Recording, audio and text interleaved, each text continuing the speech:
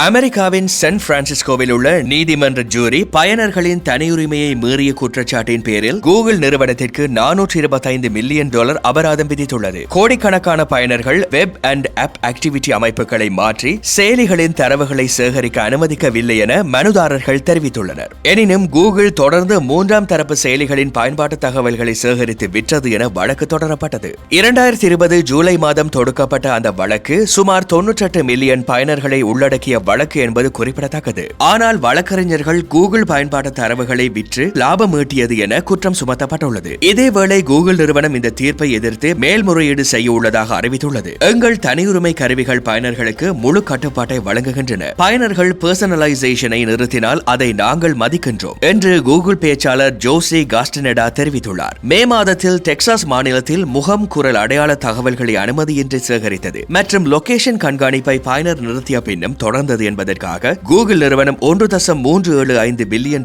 செலுத்த ஒப்புக்கொண்டது என்பது குறிப்பிடத்தக்கது.